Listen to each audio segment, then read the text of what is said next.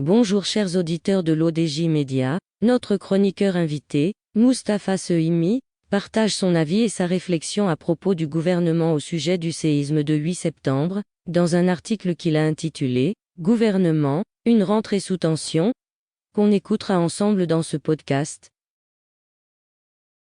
Notre universitaire initie son article de la manière suivante. Comme un train peut en cacher un autre, une rentrée peut-elle aussi se voir appliquer cette formule? De quoi s'agit-il? Du gouvernement qui est contraint désormais de revoir sa copie et son agenda par suite de l'impact du séisme d'Al-Haouz. Notre docteur en droit commence par expliquer au début de son article. Voici quelques semaines, le chef de l'exécutif, Aziz Akanouche, paraissait bien droit dans ses bottes, si l'on ose dire. Il avait adressé au ministre une lettre de cadrage, début août, pour les inviter de prendre en compte la feuille de route et les axes devant prévaloir dans leurs prévisions pour 2024. Des réunions de réglage se sont alors engagées avec la direction du budget, maître d'œuvre en la matière. La préparation du projet de PLF a alors avancé et il ne restait plus pratiquement que d'ultimes arbitrages à faire par le chef du gouvernement avant l'adoption puis la soumission des orientations générales du projet de loi au Conseil des ministres présidé par Sa Majesté le Roi. Art. 49 de la Constitution. C'était là l'agenda initial donc, avec le dépôt du PLF devant le Parlement, avant le 20 octobre. Monsieur Moustapha Sehimi enrichit son discours de la manière suivante. Un certain monde rural marginalisé et puis le séisme d'Al-Haouz en date du 8 septembre vient bousculer, fracasser même cet agenda. Une catastrophe nationale à tout égard. Il faut faire face, secourir, aider les 300 000 sinistrés, les reloger et veiller à définir et à mettre en œuvre un programme stratégique de reconstruction et de développement.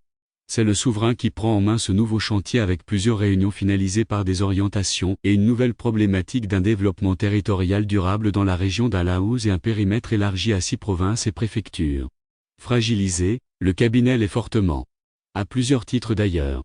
N'est-ce pas avec cette catastrophe naturelle l'échec d'une politique dans un certain monde rural, en particulier celui des zones montagneuses? Le plan Maroc vert, PMV, d'une dizaine d'années, 2008 à 2020, n'a-t-il pas oublié ce monde-là par rapport au secteur agricole moderne et à des territoires mieux lotis? Le souverain décide l'allocation d'une enveloppe de 120 milliards de dirhams sur 5 ans pour le financement de ce grand programme de reconstruction. Problème, avec quel financement? Un compte spécial, 126, est ouvert au Trésor et à Banque Al-Maghrib. Il y a quelques jours, le vali de la Banque centrale, Abdelatif Jouari, a annoncé qu'il avait atteint 10 milliards de dirhams. Mais pour le reste qu'en est-il? Une aide budgétaire est nécessaire, de quel montant?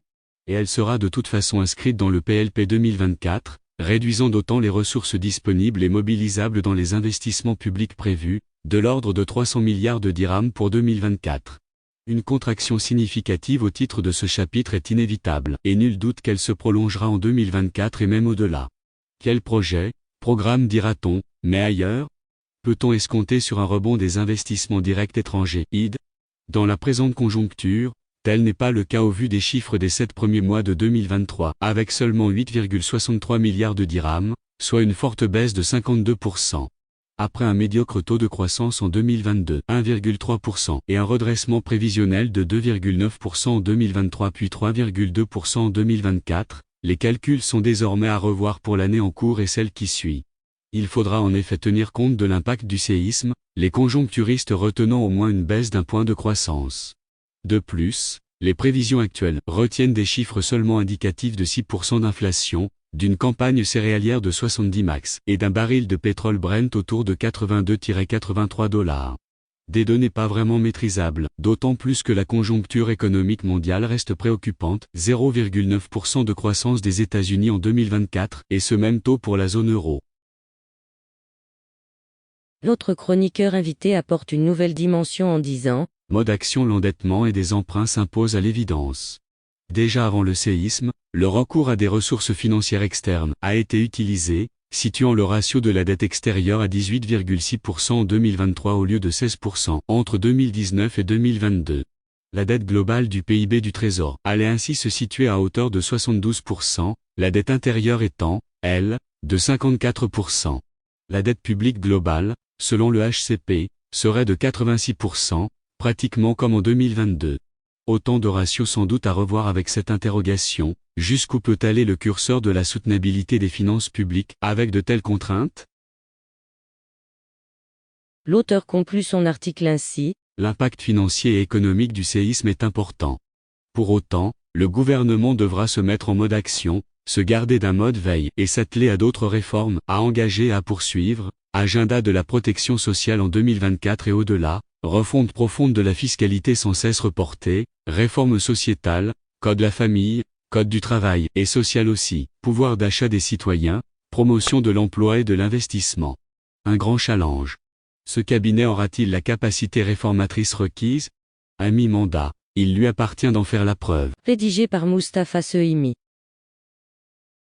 Merci d'avoir écouté ce podcast de l'ODJ Média, le bouquet de supports numériques, portail, magazine mensuel connecté, web radio et web TV. N'oubliez pas de télécharger notre application l'ODJ Mobile sur Play Store et de vous abonner à notre chaîne YouTube l'ODJ TV. Alors, on se dit au prochain podcast de nos chroniqueurs invités, et à très bientôt.